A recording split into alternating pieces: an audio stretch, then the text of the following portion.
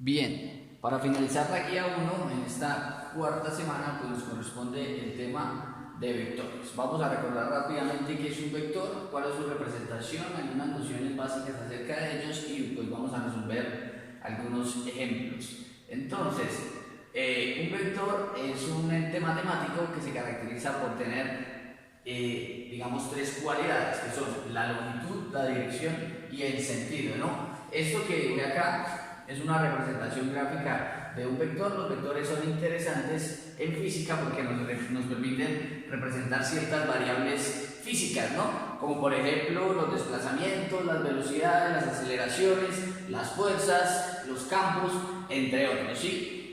Los vectores tienen muchas aplicaciones, entonces por eso es muy importante definirlos y aprender a utilizarlos. Entonces, en términos de la longitud, cuando uno dibuja un vector es básicamente una flecha, ¿sí? Aquí representé un vector que llamé A en el plano cartesiano, y el vector tiene un punto de inicio y un punto final, ¿no? Que generalmente lo llaman la cola y la cabeza del vector, ¿no? Dependiendo de qué tan largo sea ese vector, entonces yo estoy hablando o definiendo la longitud del vector, ¿cierto? Un vector corto, un vector largo, etcétera.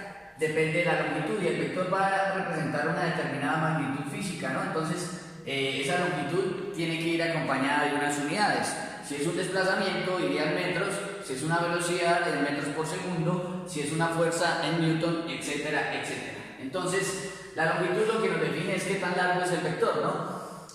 La dirección está relacionada con la orientación que tiene el vector respecto al plano cartesiano. Generalmente los ángulos en el plano cartesiano se miden con respecto al eje horizontal, el eje de las abscisas, que aquí yo llamé el eje X. Entonces, respecto a ese eje, en sentido contrario a las manecillas del reloj, uno define un ángulo positivo; en sentido de las manecillas del reloj, define un ángulo negativo.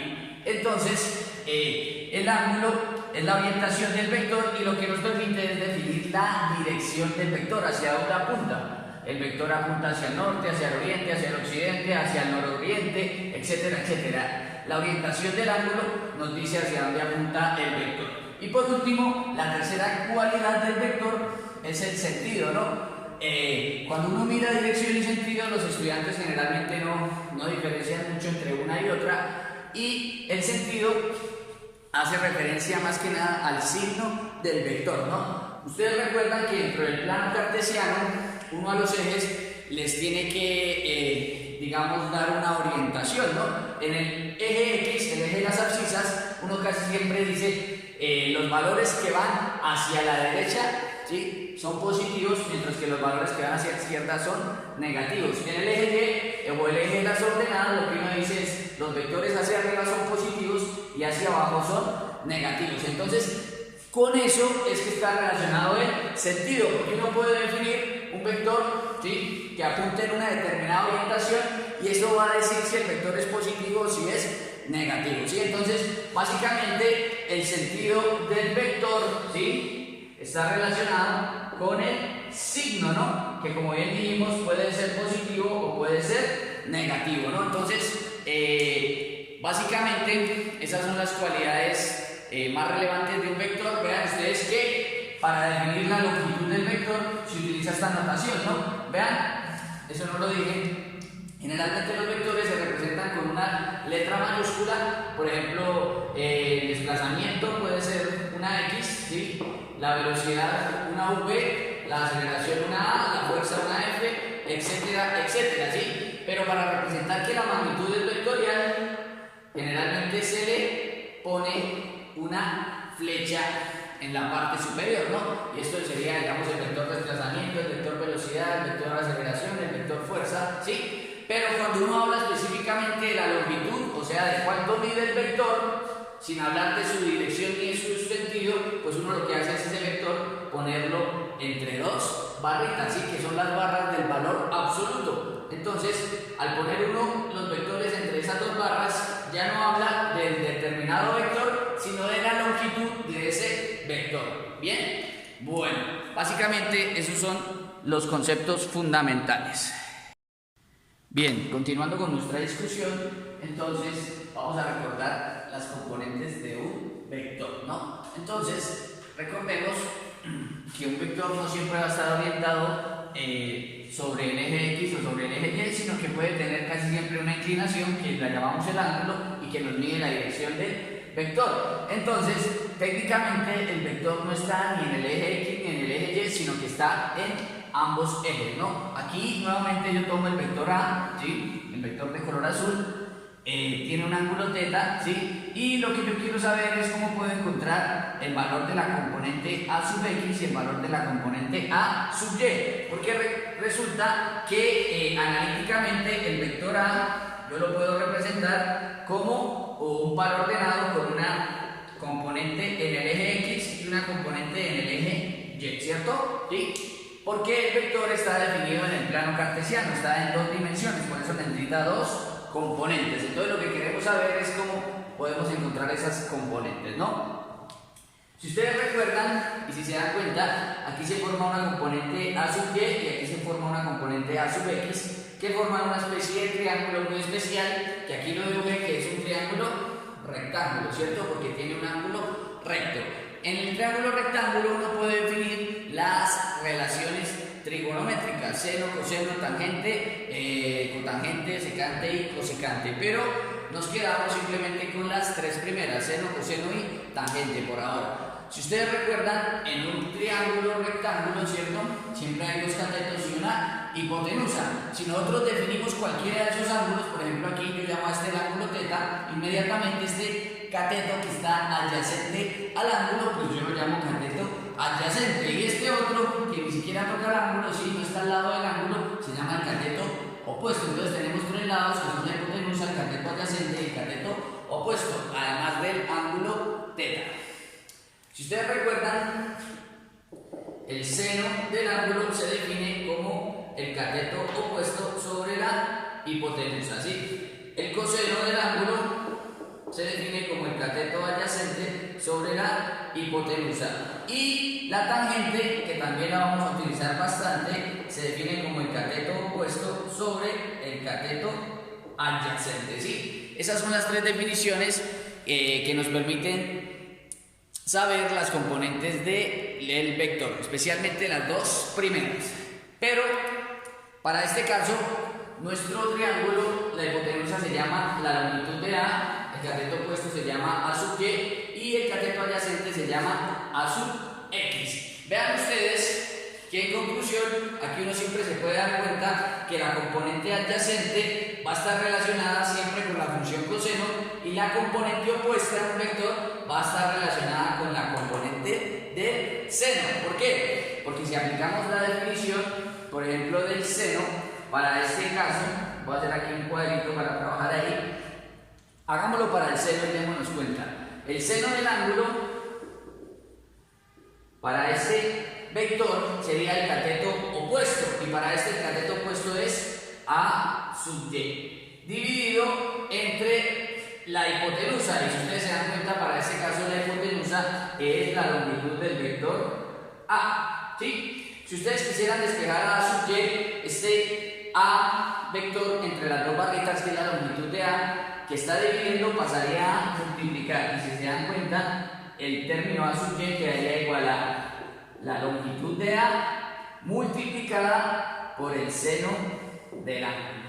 Y así podemos encontrar la componente Y para ese vector, ¿sí? La componente A sub Y sería la longitud de A por el seno del ángulo. Si ustedes hacen un trabajo igual para A sub X, les va a dar que ese sería la longitud de A por el coseno del ángulo. Aquí voy a poner el resultado que acabamos de obtener para A sub Y, y ahí tenemos 2 ecuaciones para encontrar las componentes A de ese vector específico.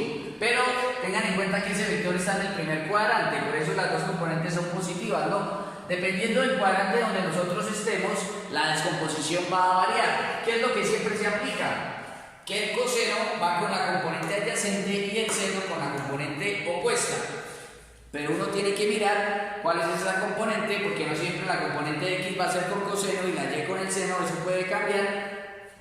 Y además uno tiene que mirar el signo, es muy importante ver el signo del cuadrante, ¿sí? Porque si estamos, por ejemplo, en el segundo cuadrante, este vector, ¿sí? Supongamos que el marcador representa un vector, en el segundo cuadrante la componente en Y es positiva, pero la componente en X es negativa, ¿sí? En el tercer cuadrante ambas componentes son negativas.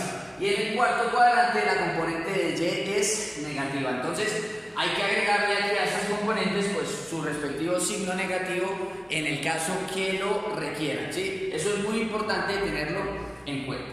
Bien, así calculamos las componentes de un vector.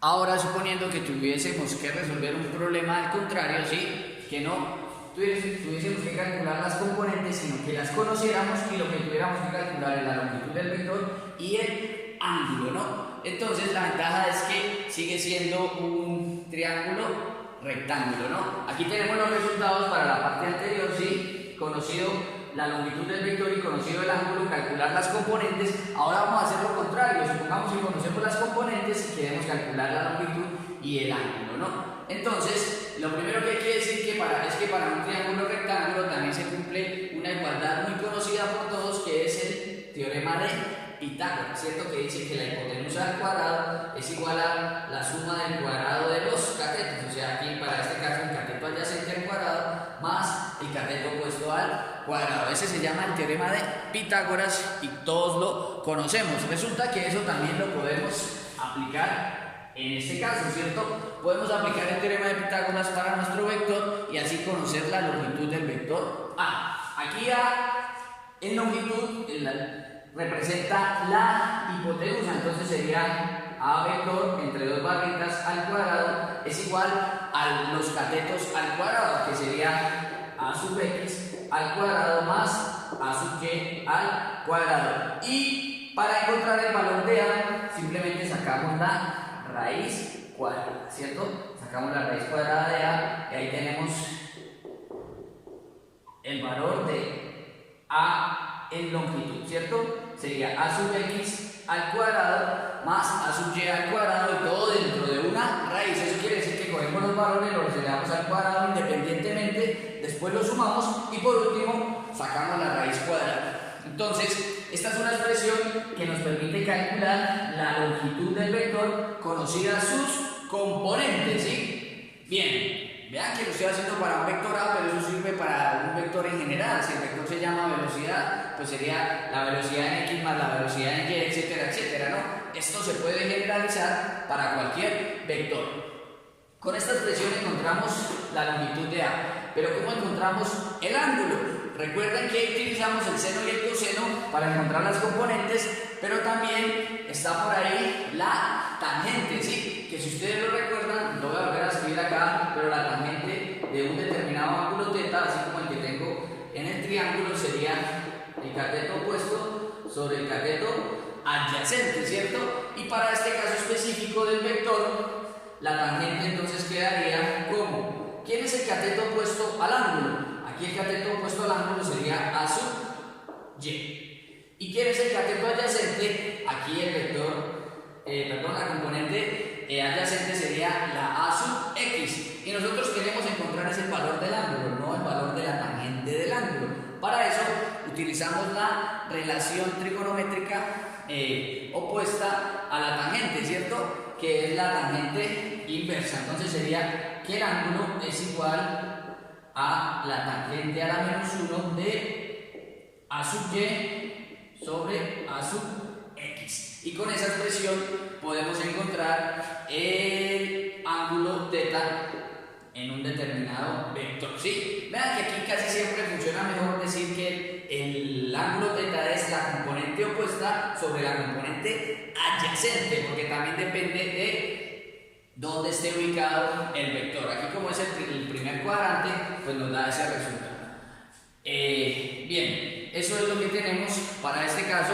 A veces la tangente a la menos 1 en algunas calculadoras o en algunos libros aparece es como arc tangente, ¿no? Lo escriben de esta manera, arc tang, ¿sí? Es la misma tangente a la menos 1. Cualquiera de las dos notaciones representa la misma función, ¿sí? Arctang o tangente a la menos 1.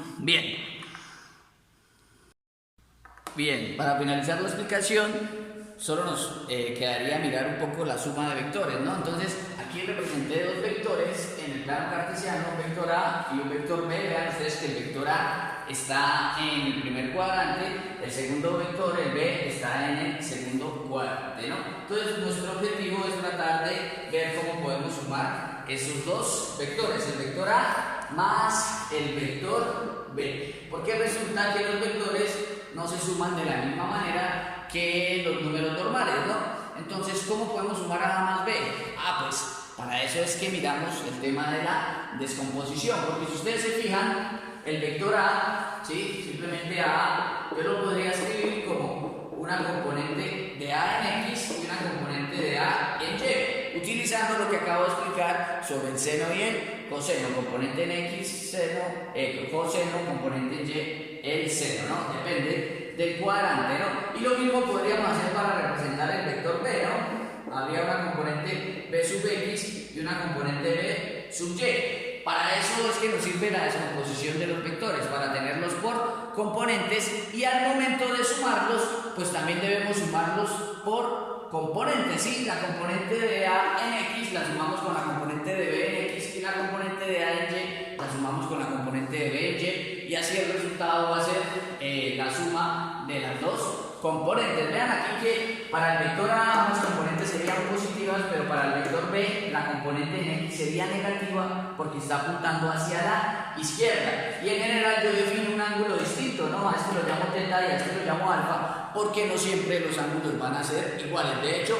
el caso en el que los ángulos sean iguales va a ser muy raro, casi siempre van a ser diferentes. ¿Listo? Entonces, ¿cómo quedaría el resultado de sumar al vector A más el vector B? Pues como les decía yo, tienen que sumar por componentes. Aquí sería A sub X más B sub X, la componente en X del resultado de la suma, y la componente en Y sería pues A sub Y más B sub Y, ¿sí? Ustedes dirán, pero profe, no había dicho que esta era negativa, porque era poner positiva. Pues esta componente, como la definí, va a quedar negativa, pero por regla de signos, más o menos, pues va a quedar al final con el signo negativo, ¿no? Entonces, algebraicamente, así podemos escribir la suma de dos vectores. Si fueran más vectores, pues esto se generaliza, ¿no? Si fueran tres vectores, pues entonces aquí incluiría la componente en X del tercer vector y aquí la componente en Y de ese tercer vector. Si son cuatro, lo mismo, 5, etcétera, etcétera. Esto siempre se utiliza de la misma manera. Esta es la que llaman la suma analítica de vectores, ¿cierto?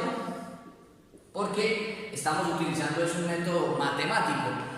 También existe la suma gráfica, que es muy útil, pero digamos que en términos de representación puede ser un poco más tediosa para algunos estudiantes. Por ahora, pues quedémonos con la suma analítica. Bien, para finalizar esta corta explicación, pues vamos a ver un ejemplo, que es el ejercicio número 3 que se planteó en la guía. Ahí ya hice una representación gráfica. Recuerdo lo que dice el ejemplo, dice: si la componente B sub X tiene 6.8 unidades y la componente B sub Y tiene menos 7.40 unidades, determine la magnitud y la dirección de B, ¿cierto? Yo aquí dibujé el vector, ¿no? Un vector que se llama V. Las unidades no nos las dan, son arbitrarias. Supongamos que fuera una velocidad, entonces vendrían metros por segundo, por ejemplo, pero no nos preocupemos por las unidades en este caso. Vean que la componente en X es positiva porque es 6.8, mientras que la componente en Y es negativa porque es menos 7.40. Por eso ese vector queda representado en el cuarto cuadrante. ¿Listo? Yo ahí una vez hice una representación gráfica, las medidas traté de tomarlas pues según las cantidades que me dan, y ahí defino lo que sería la longitud del vector, o sea el B vector, ¿cierto? ¿Sí? Y el ángulo teta, porque nos dicen que determine la magnitud, o sea la longitud del vector, y la dirección. Cuando a ustedes les dicen la dirección en un problema de física, siempre piensen que les están pidiendo el ángulo. ¿Listo? Entonces tendríamos aquí una componente en X, aquí una componente en Y y aquí el ángulo teta. Ya sabemos entonces que para calcular la magnitud de un vector lo que debemos es utilizar el teorema de Pitágoras. Entonces, para calcular la longitud o la magnitud, ¿sí? Aquí en el libro lo llaman magnitud, o en esos dos ejercicios, a mí me gusta más el término longitud del vector. ¿Listo? Bien. Entonces, básicamente la magnitud del vector, como se llama V, lo pongo entre dos barritas para indicar que es solo su longitud, ¿sí? Sería la raíz cuadrada de la componente en X del vector más la componente en Y del vector, ambas elevadas al cuadrado, según el teorema de Pitágoras. Ahora pues hacemos el reemplazo de los valores.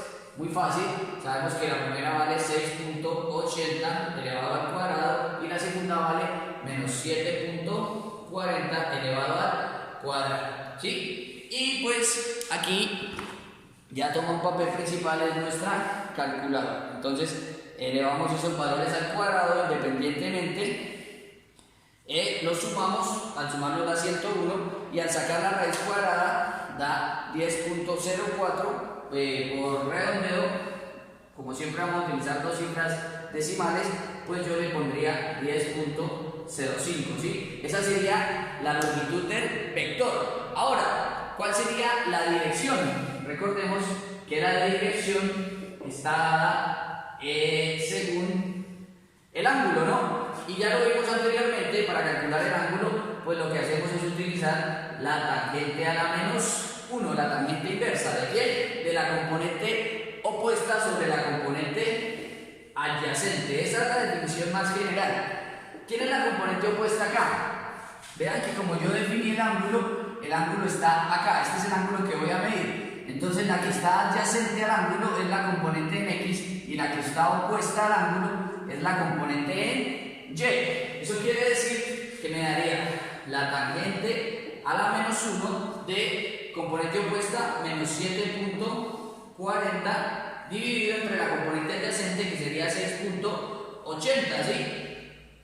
Y ya solo nuevamente queda un ejercicio para la calculadora. Aquí ustedes se dan cuenta que la calculadora trae la tecla tangente y encima trae un pequeño color que dice tangente a la menos 1. Esa tecla la activamos entonces presionando antes la tecla Shift. Entonces hacemos Shift, tangente, y ahí nos aparece tangente a la menos 1. Abrimos un paréntesis, primer valor, menos 7.40 dividido entre 6.80 y cerramos el paréntesis.